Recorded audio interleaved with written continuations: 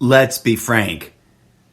The look on former Officer Derek Chauvin's face as the verdict was read, priceless.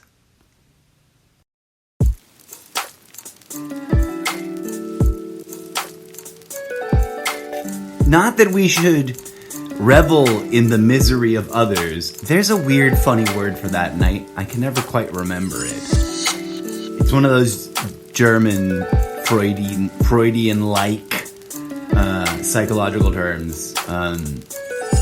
But yeah, the look on his face.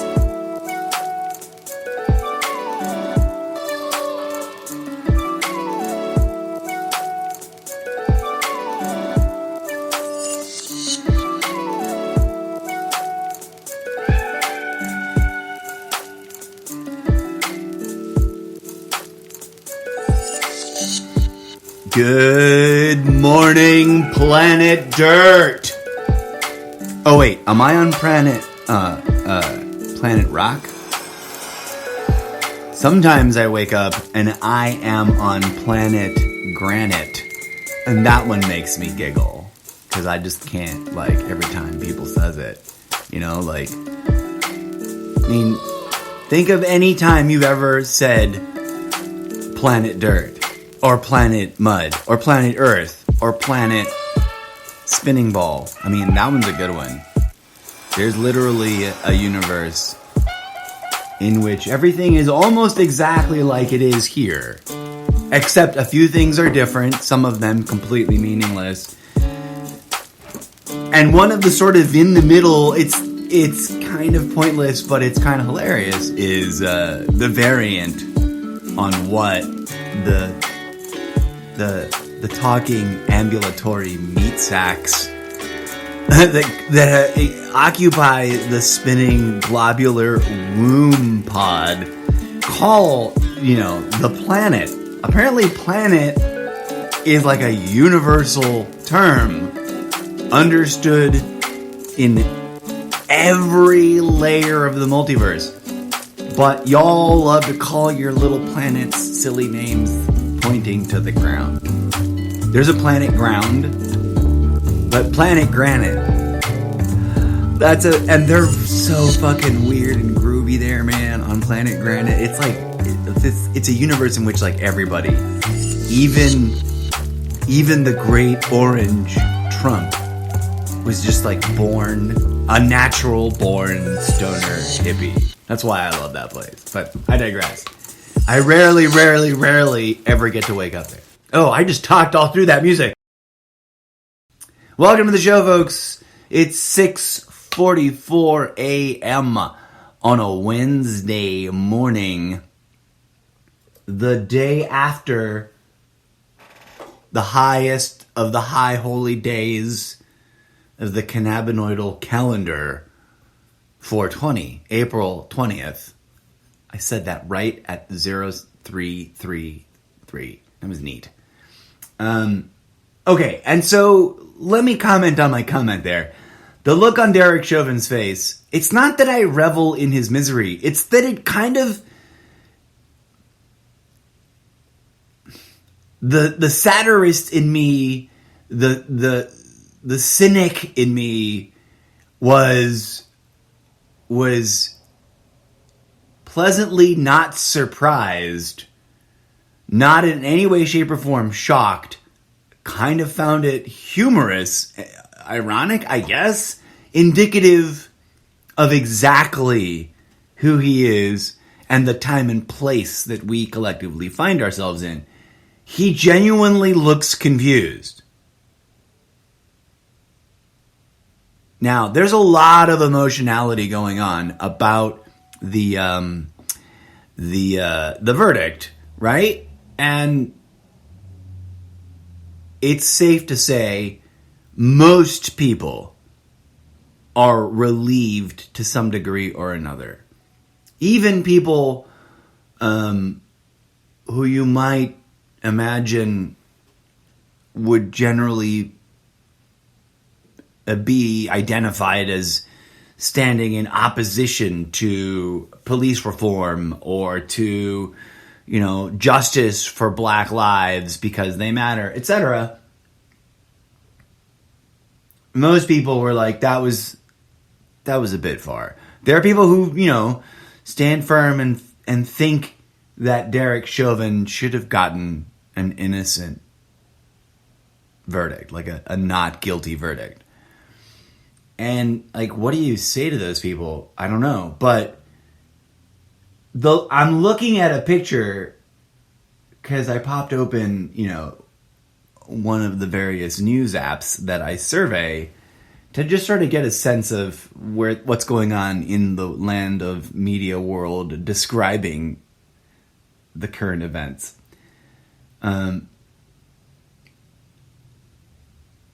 The look, and I remember thinking this while I was watching it live, so I know that it was like, it was palpable. There was this tension everywhere in the room, in my room. There was this suspense, genuine, palpable, seductive suspense. It was really hard to say no to it. It was really hard to not get sucked up and caught up in it. The sheer human drama at the level of which we refer to when we quote that newsreel guy describing the Hindenburg crash, when he just doesn't know what else to say, so he says, "Oh, the humanity. Oh, the humanity." I don't know, that's like my, really slapdash attempt at a 20s radio voice. Coming to you live from UBC Universal Towers in Grand Central Station, City of Stations. There is a whole like film noir. Did you watch Archer? This should throw this into the filing bucket of things I need to talk about on the special segment that we have yet to actually bring to you. Forgive me, dear audience. By the way, I owe you a whole nother apology, but hold on a second before I lose my thought. Media reviews, that last thing, bucket of, totally irrelevant media reviews. Because I love His Girl Friday and that kind of stuff. But I digress. Authentically, genuinely, in a truly sort of, you couldn't have scripted it better, unscripted moment, the defendant seems to have really believed in his own stoic, calm, collected way, because he does seem to be a sort of blunt, I don't know the man, right? But from what I have had the opportunity to observe of his seemingly uncensored behavior, the times he's been caught on camera, both in the original incident and in the courtroom, he's definitely, in this context, choosing stoicism. Is that his day-to-day normal? I don't know, but it might be, right? If you look at his eyebrows, and I know it's hard to, there's no bottom half of the face, because he's being a good compliant officer of the government and living by example and wearing a mask, probably irregardless of whatever personal opinion he may or may not have about the actual situation with the pandemic. That's completely irrelevant, right? Like, he's never been asked that I'm aware of. I don't know that it's on the record in any way, shape, or form. It's got nothing to do with the trial, etc. But it is suddenly sort of weirdly juxtaposed to the whole historic meaningfulness of this trial because this trial is happening amidst this other context, this other situation. But I am an astute observer of the face. Not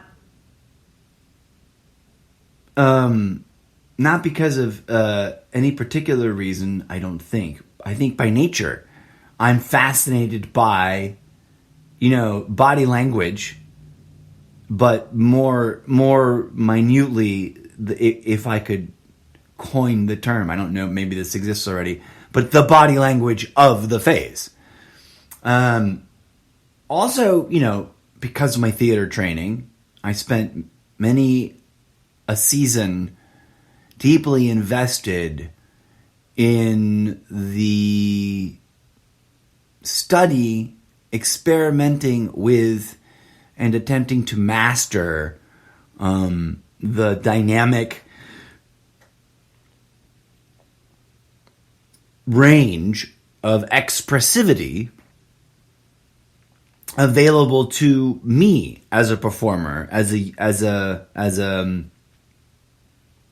a puppet master of this ambulatory, semi-sentient meat sack body avatar of bone and blood, as I like to call it. And the eyebrows, not to get lost on a random sidebar there, but the eyebrows, wow. The upper face, they say the eyes are windows to the soul.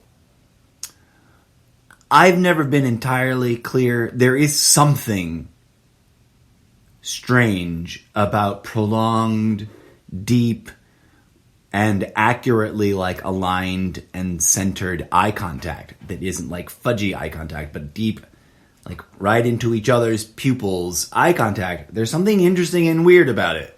And it messes with people's headspace. It messes, but that's another thing, right? He's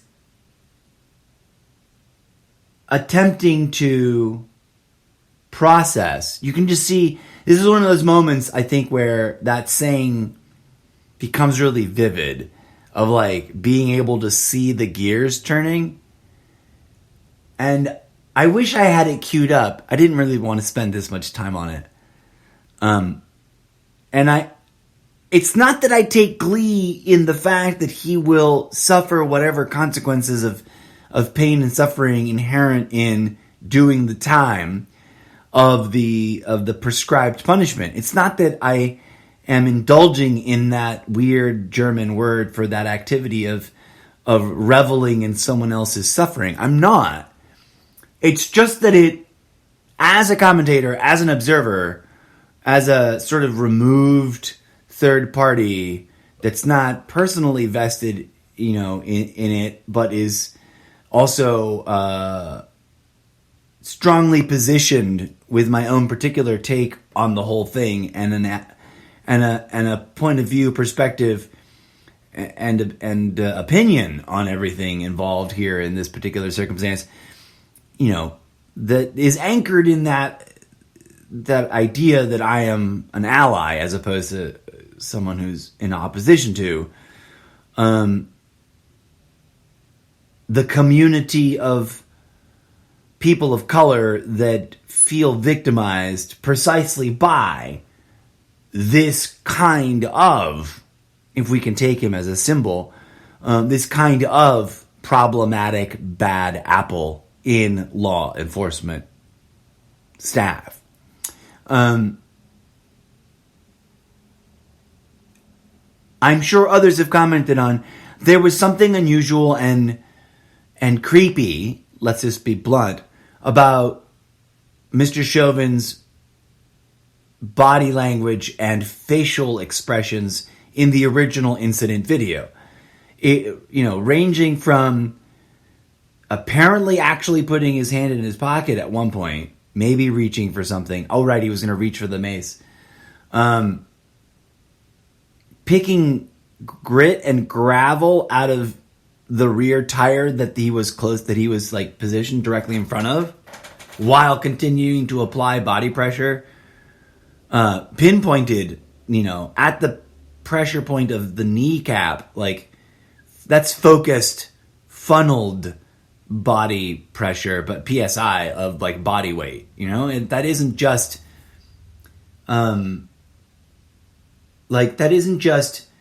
holding someone down by placing your palm on them and applying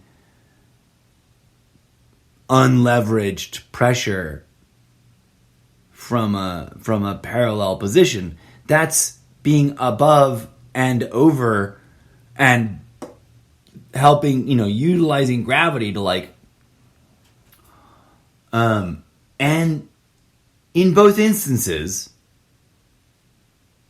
the moment in which we saw him respond to the reading of the verdict live on national, international cable news TV, and the footage from the witnesses as he continues for the prolonged and very obscene amount of time that he continued to quote, just simply be following training in restraining Mr. Floyd, which is of course absurd.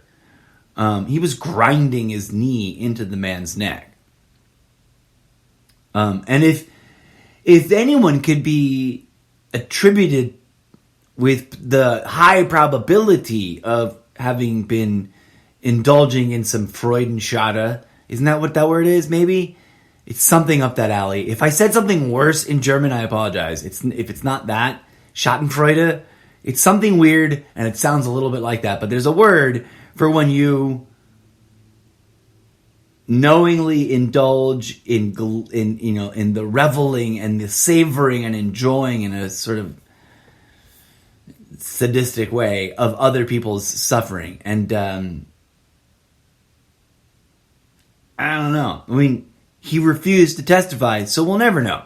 But that's enough about that. This wasn't technically going to be... I keep doing that. I keep not setting myself up to do a proper deep dive episode. I've got some serious thoughts about a wide-ranging set of things that I witnessed while watching the portions of the trial that I sat to watch. Full disclosure, I did not watch minute to minute, gavel to gavel, the way some people might have. And at another point in my life, I would have. Gavel to gavel, uninterrupted, pausing it, especially with that luxury of being able to pause live television. I did not indulge. I did, for clarity, have it on for large portions of the day, often having it on the background while I attended to other matters like getting my own momentum going on this sketchathon 30-day sketch challenge that I'm in the middle of, which is completely different. So, enough about the look on his face, but let that look be remembered. I'm lingering on it in terms of commenting because I hope it goes down in history as a highlight to the whole situation. And I hope that we get clarity. And let me share with you something personal. In that actual moment, live, in the moment, right? As I was being an audience instead of a talking head, I was being member of the audience instead of being a commentator of the event. I prayed a little prayer for Mr. Chauvin. I shit you not. I invoked my contemplative, mindful, meditative stance, for lack of a better term. I don't literally mean a standing position, but I invoked that state of mind, of being, of energy. And then I prayed a prayer, begging, if that's the right term, pleading, hoping, praying, sending the intention to him that as he copes with his incarceration, which, trust me, if you've never been handcuffed and walked into a jail and put behind bars and had to sleep on concrete or metal, because that mat, those bedrolls are tissue paper compared to the power of the freezing cold heat sink that is the metal slab or the concrete slab that is the typical bed in an industrialized, prison or jail setting. And if you've never been, there are details and nuances and levels to the way it impacts you psychologically and emotionally that you can't very likely even begin to imagine, because you've never, odds are, if you've never been arrested for anything at all, then odds are you just have never been remotely close. And that's not a negative judgment. I'm just declaring that as a state of fact so that people can contemplate it, right? Now, the point of my prayer was I prayed that I hope that as he confronted and dealt with all of that, and I spoke from a place of knowing, of personal direct knowledge of just how challenging the third day, the fifth day, the 15th day of being stuck in a context of incarceration. It's a journey. And in any journey of that type, there's an opportunity for cathartic realization, cathartic inner self-regulatory, actualization, if I can invent a term, if I can coin a term there. It's fertile ground. Now, we are masters as people, and I think this is true regardless of species, so you can say this of any people, whether they're humans or otherwise. But as people are masters of self-sabotage, self-ego trapping, So the reason I prayed that prayer is because I genuinely hope, and I pray now once again, in iteration, I pray to the powers that be, whatever spirits or consciousnesses or energies or whatever they are, whatever deities are out there that have some engagement to our, with our probability waveform functions. May this man go through a profound, deep, radical, transformative, healing, cathartic or catharsis journey, which is the most grammatically correct. They both sort of work, but, may he have a deeply profound cathartic journey as he copes with his prolonged incarceration. May he come to terms with the spiritual damage that must clearly lie underneath, beneath, before whatever subliminal, subconscious, conscious, and overt psychological thinking and problematic thinking he went through to arrive at whatever place he was at the beginning of that day that led him to take himself down that path. To he, as a human being, jumped off a cliff of violence, right? Choices were made, and literally a life was lost. To step back, zooming out, it's meaningful and powerful to me that we're all collectively experiencing this, and that it's not just, oh hooray, a bad guy gets his comeuppance, right? This isn't just about doling out just rewards for bad activity. This is about something deeper. As one of my not so well received memes from a year or so ago, maybe 2 years ago, I forget when I made it, says something spiritual is happening, and it's happening everywhere, in every day, all around us, through everyone, sometimes through mundane events, interactions, exchanges, engagements between people, sometimes through big collective phenomena, sometimes through, whatever bizarre, mind-boggling variations in the spectrum of possibility between those two extremes. And we are at a tipping point, a threshold, right? Having taken the first steps on the fork in the road I was referencing recently, and going, hopefully, up the path towards greater honor and righteousness in that healthy way, not in that toxic way. Honor and duty and self-control and all the good things that would lead towards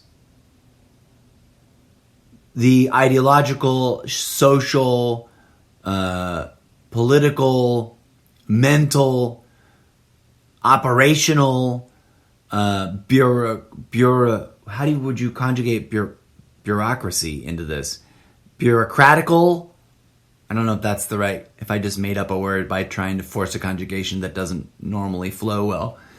But healing and change at all those levels, right? The end.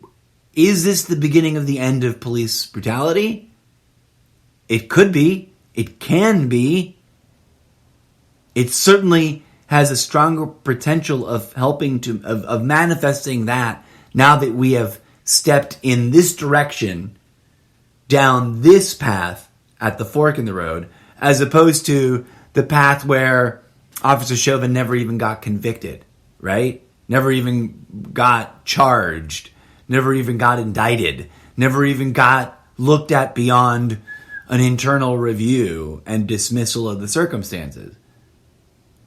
That's within the realm of possibility. As frustratingly unimaginable as it can sound, that has happened, has been happening, arguably continues to happen all around us, very insidiously, very quietly, in police-related shootings and incidents of use of force. All the time, and for generations going back. And that shit is spiritually toxic for anyone and everyone involved in the dynamic, right, of police authority, corrupt police authority, rendering, issuing, utilizing police brutality, manifesting police brutality, and those being terrorized by it. That relationship, that paradigm I just described, that situational context is as much an energy problem as it is an individual human dynamics problem, right? It's a collective consciousness energy corruption that we can, could, should, would, must address at that level, or risk letting things slide into a repetition of our own history and our own sins over and over and over again. Having said that, I realize I got to keep the show moving, and I'm going to drop the virtual needle on this virtual track right here, friends, to cleanse the palate and enjoy the mental entertainment. DJ Zed sending vibratory correspondence, an electro courier groove pad audio entertainment track.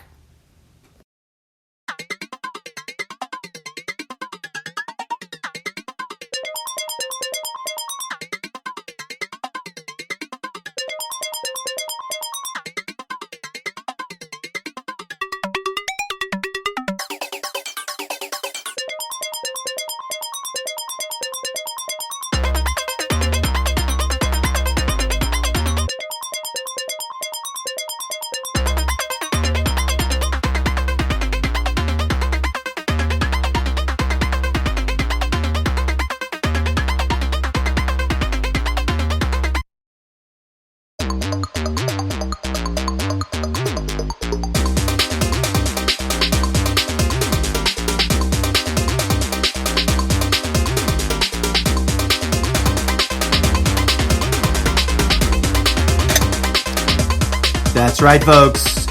DJ Zed working the micro drops.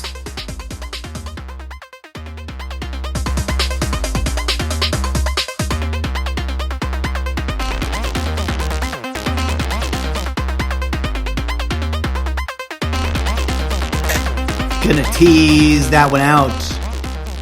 Don't want to overplay my own assets, right, DJ Zed?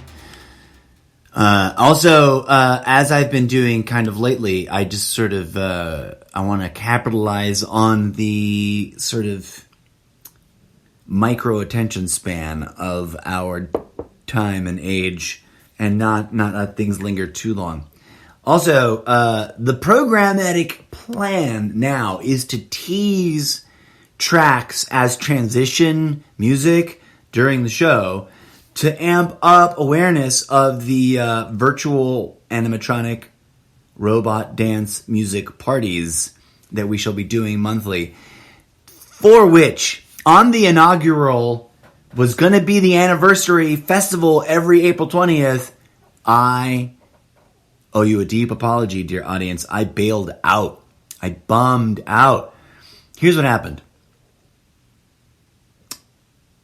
I got really enthusiastic about a feature built into one of the digital drawing painting apps that I am really fond of, which I didn't realize it has a built-in live streaming device. So I thought, I want to do a daily sketch thing.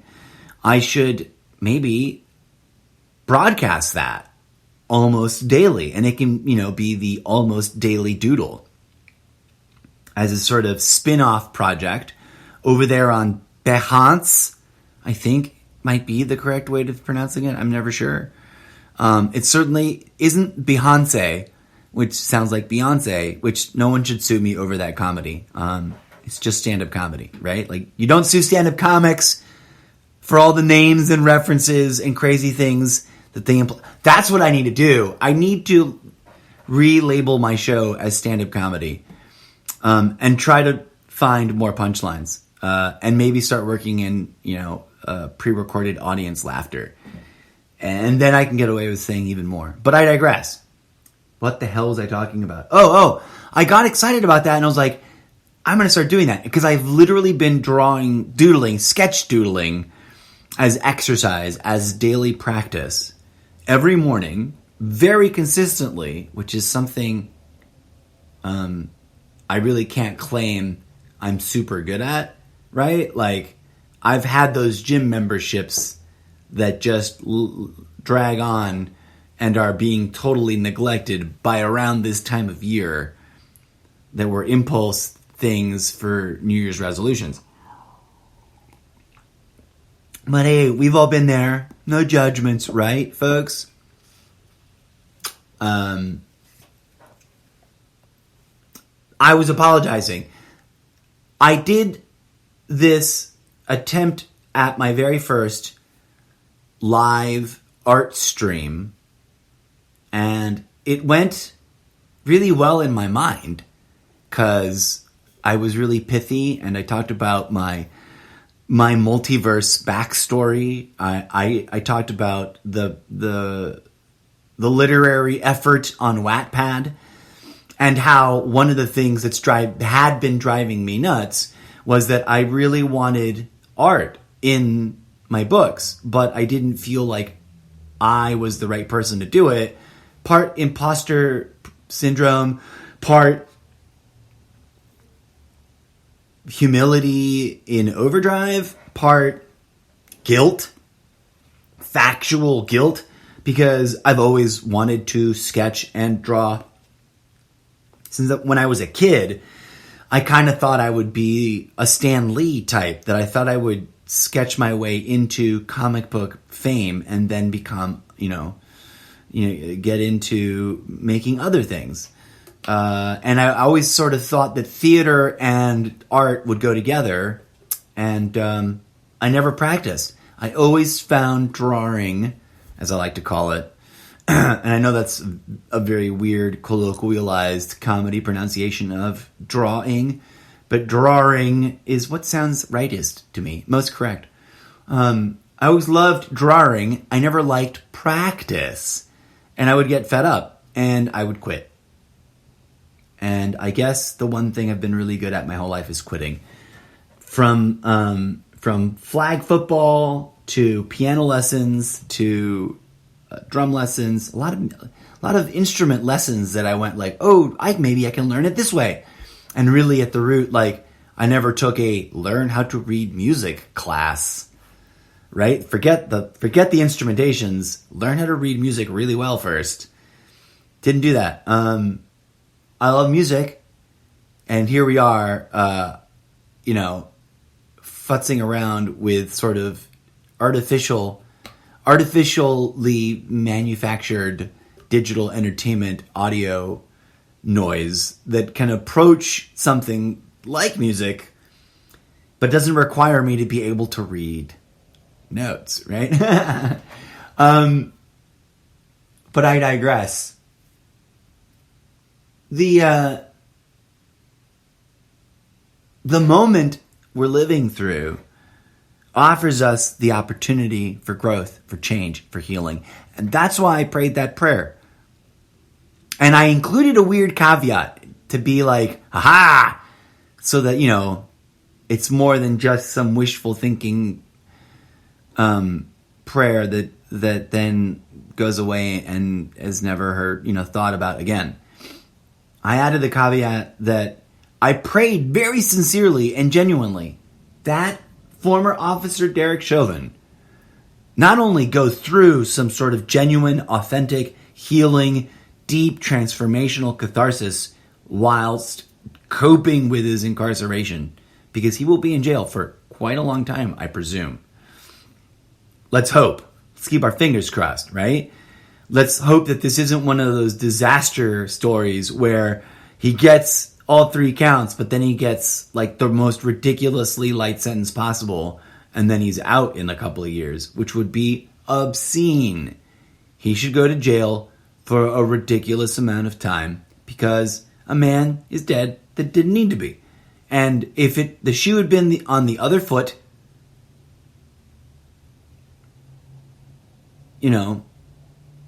what question is there that they wouldn't have locked him up and thrown away the key, as the saying goes?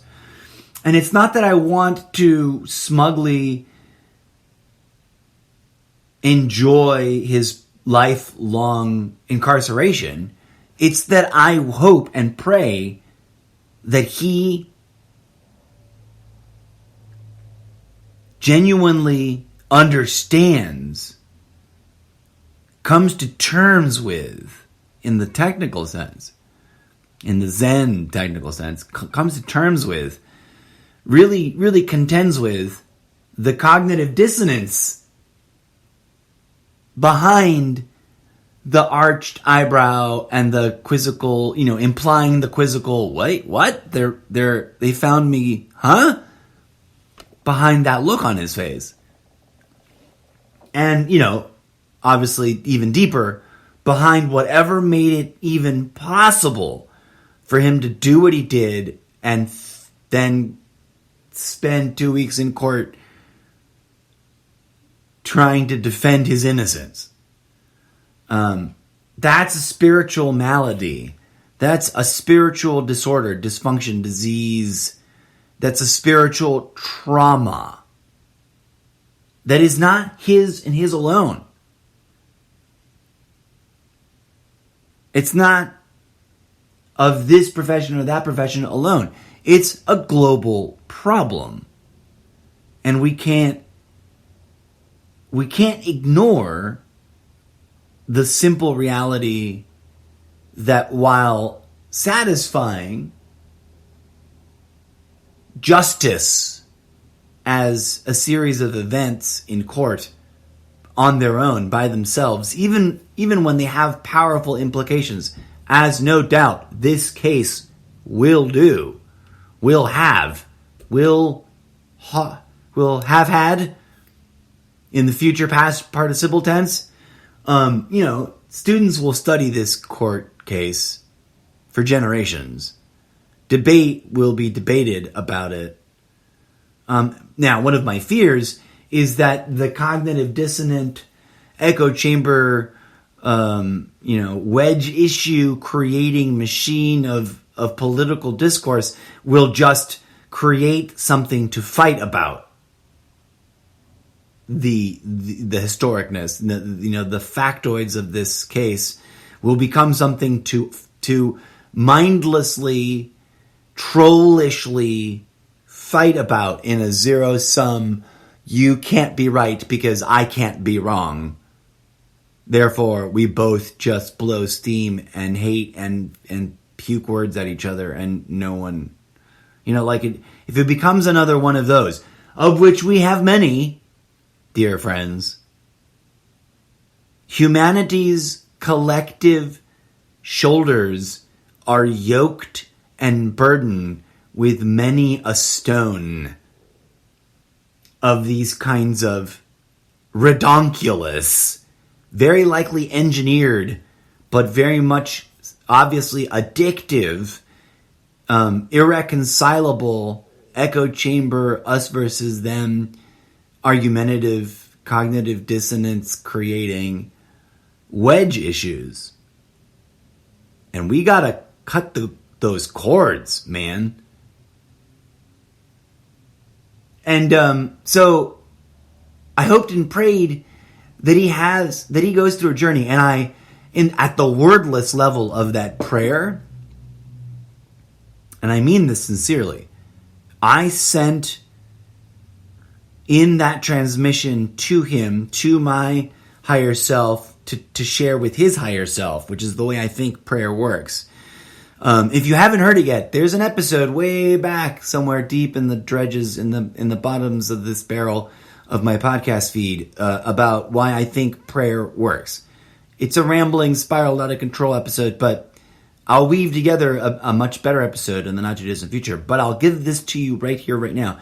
Irregardless, independent of, in other words, it's got nothing to do with organized religion. Prayer works because of quantum physics. Prayer works because thought, mind, energy, frequency, patterns, waveform functions, subatomic quantum entanglement are real. And if you choose to believe that prayer is very much like the placebo effect, not some weird, easily dismissed happenstance thing that sometimes sort of people can sort of demonstrate there's something there, but that's just a weird bias and we should just neglect it. No, those things are significant, right? And we'll talk about that more in future episodes. Sticking to the plan of making sure these shows are increasingly tighter, faster, not so spiralingly long because of the out-of-control rambling. I'm gonna button it up right here, folks. My apologies to you, ultimately, is where I was, winding my way towards. Was gonna totally, legitimately do the virtual dance party episode last night had meant to like fire it up around 7:30, 8 o'clock Pacific Standard Time. But like by 6, because of all the extra stuff, right? I'm trying to ramp up, and I'm experimentally tinkering with puzzle pieces as I try to build a flexible, organic, flow-inducing, and I've put a pin in that because I want to talk about flow state, being in the flow, and how it's becoming a popular thing to reference from Disney Pixar movies to this weird gaming industry player participation survey I just also participated in this morning. Being in a flow state is ye olde ancient news from way back before the Buddha, right? And for historical context, the Buddha arguably happened some 500 to 2,000 years before the Christ. And the Christos, the exact date, although we say it happened 2,021 years ago, because supposedly the calendar starts on his birthday, there's easily a 300 to 1,000 year variable, like, well, we're not entirely sure if it's exactly the right date, if it's exactly the right. Some things happened, and there was lots of people named Christos, labeled a Christos by the state, and there was a lot of people crucified between this year and that year, and there was a lot of revolutionary rebel rousing by the Jewish communities that were oppressed by the Roman state, etc., etc., etc., etc., etc. But I digress.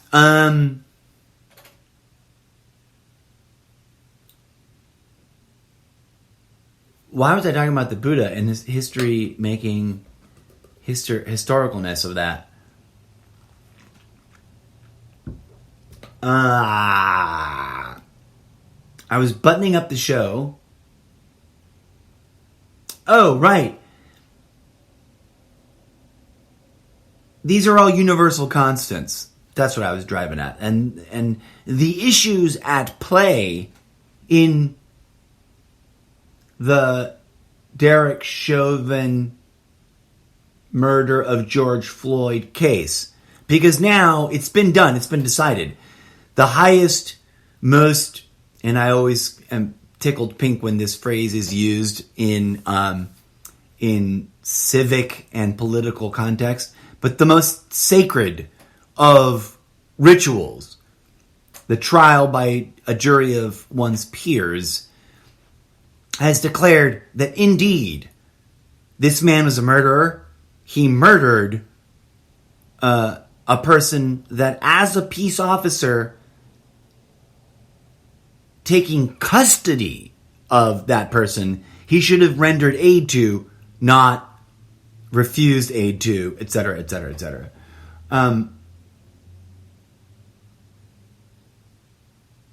The problem of violence, the problem of human beings, or for a less species-centric phrasing, the problem of people, although I'm sure that there's a way to engineer that to be offensive. The problem of people murdering other people is as old as people itself.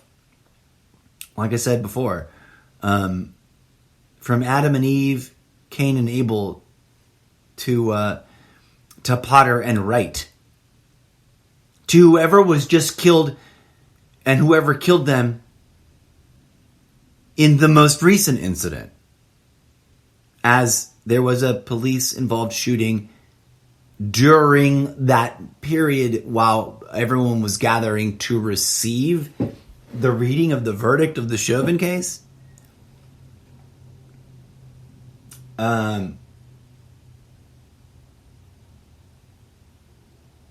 Part of the prayer, to wrap that idea up, because I'm rambling way out of control, was that not only do I hope that Mr. Chauvin has deep catharsis and healing and transformation, I hope that it is so profound.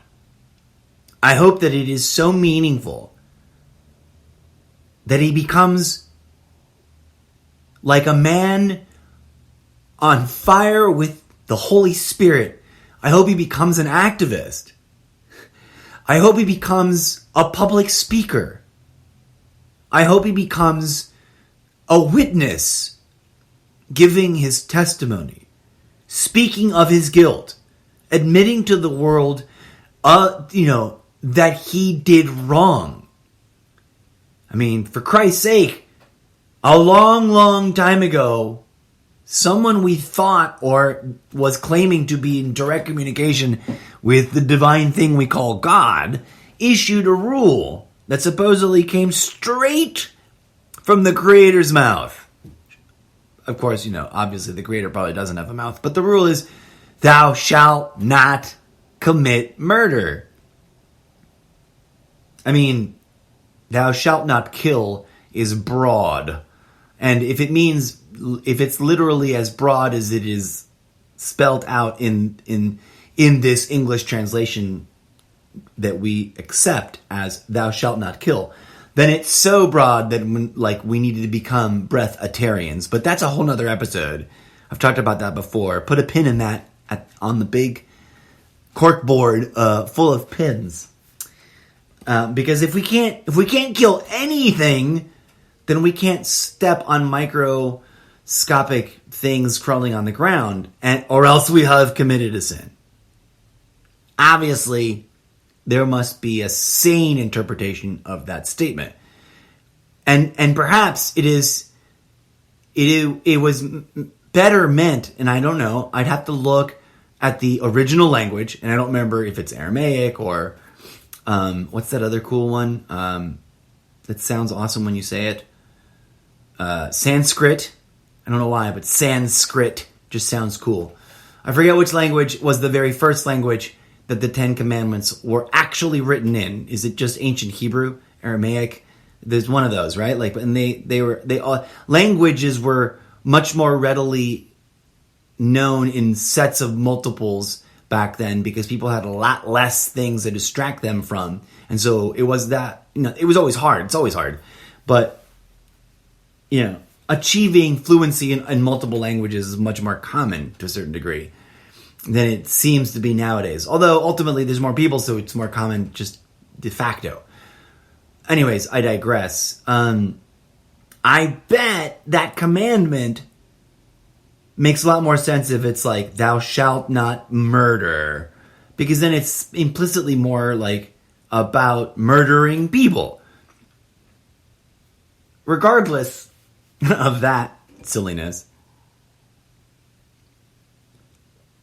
I hope you will join me in praying for Mr. Chauvin.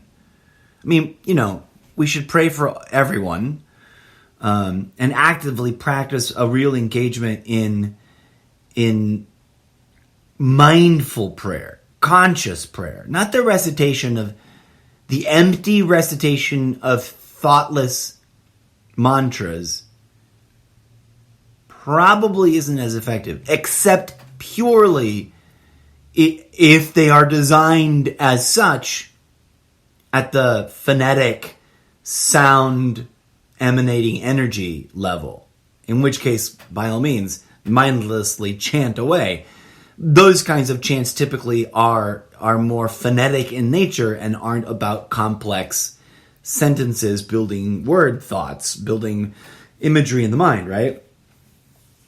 When we pray, we can have a huge, deep discussion about prayer and all that. But, and like I said, done an episode about it. Go check it out. We'll come back to it again.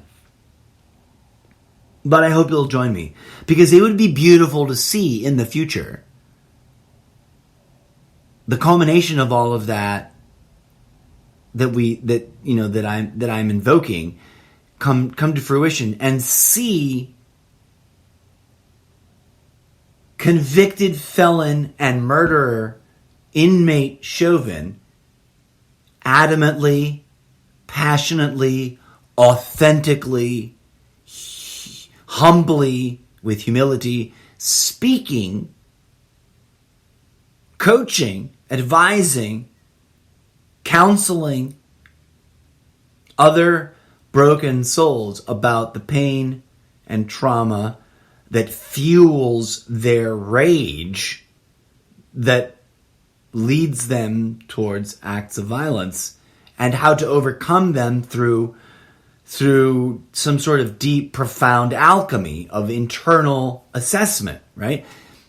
It's easy to get distracted by, the names of traditions and the cultural context and the which one is better and, well, I was raised in this form. The work is the work, friends. It doesn't matter if you come at it from a, quote, Christian perspective or a, quote, Buddhist perspective or blah, blah, blah. The work is the work. The human body is the human body. The human soul is the human soul. Coming to grips with the realities of how they function requires the same of everyone, independent and irregardless, and without any being beholden to any organized religion or any preconceived notion or any ideological construct that we may or may not be clinging to. Healing is healing. Let us pray for Mr. Chauvin's healing, as well as the family of, and survivors of Mr. Floyd and all those traumatized on either side of the camp. Those two names, Chauvin and Floyd, in a spiritual sense, in a metaphorical sense, in a transcendent historical sense, are now bonded together and will be forever remembered as a pair, right? They've pair bonded. And I know that sounds weird, but like the Alamo, whatever the fuck that was about, we've got to truly try to process this collectively and on our own so that our collective processing can be truly, genuinely, effective and authentic. We've got to be really, really real and authentic about it in our own selves and find the healing that we can extrapolate from it. And then broadcast that healing back at all those involved. That's how public drama, public tragedy, public events, and public discourse, and public practice, public ritual can, could, should, would, our, maybe, not our, or are, as in they are indeed, meant to work. We aren't supposed to divide ourselves in bitter disgust over judgmental assessment over how better things shoulda, coulda, woulda, might have been. We need to unite in solidarity of coping with what is, what happened, holding accountable people for what actually has been done, and focus on healing everyone so that things like this cease to happen at such alarmingly increasing regular rates, upwardly regulating rates. It's too much that there was a tragic police-involved shooting incident of a black child, a teenager, the day that this verdict was arrived at. And while we must, of course, remain vigilant and continue to do the kind of community work required for the pursuit of justice to be pursued with honor, with integrity, with fairness on all fronts, so that the innocent may truly be found innocent and the guilty may truly be found guilty. And we must, beyond that, heal ourselves and each other and the communities involved around these kinds of events so that we don't fall into the trap of just bickering and arguing about them ad nauseum, because that just makes everything worse. Right. Having said all that, having said I was going to end the show and wrap it up, here's a last tease of music for today. And friends, the virtual dance party plans are suspended, not canceled.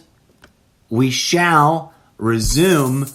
I haven't decided exactly when, but I think one part of the reason was that I just couldn't do it on a Tuesday, especially a Tuesday in which I'd done more podcasting and audio work than I expected to. I didn't even tell you the whole story about stuff that happened, but I'm wrapping it up. Tune back in soon enough for more, where I will be sharing more about the upcoming Almost Daily Doodle spin-off project, as well as other things related to this show. Your support is always deeply appreciated. May peace, love, and grooviness blossom in your heart, folks.